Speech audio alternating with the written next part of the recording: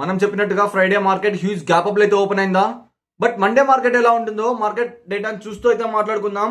First market closing చూడండి. Friday Nifty and Sensex positive అయితే close అయ్యాయి. Nifty 400 points plus and Sensex 1600 points positive close అయ్యాయి. ఇది ఒక మేజర్ గుడ్ న్యూస్ అనే చెప్పొచ్చు. అండ్ ఇన్స్టిట్యూషనల్ ఇన్వెస్టర్స్ యాక్టివిటీ చూడండి.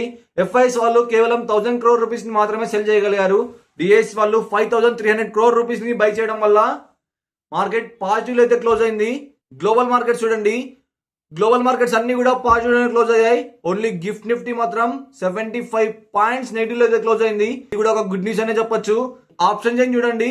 23,400 అండ్ 23,500 దగ్గర హైయెస్ట్ పుట్ ఓపెన్ ఇంట్రెస్ట్ ఉంది. ఇవి ఇమీడియట్ సపోర్ట్ జోన్స్ అయితే చెప్పొచ్చు. 23,700 దగ్గర హైయెస్ట్ కాల్ ఓపెన్ ఇంట్రెస్ట్ ఉంది. ఇది ఇమీడియట్ రెసిస్టెన్స్ అయితే అవుతుంది. ఓవరాల్ మార్కెట్ డేటాను కంబైన్ చేస్తూ Monday market slight gap up అయితే ఓపెన్ అయ్యే ఛాన్సెస్ ఉన్నాయి.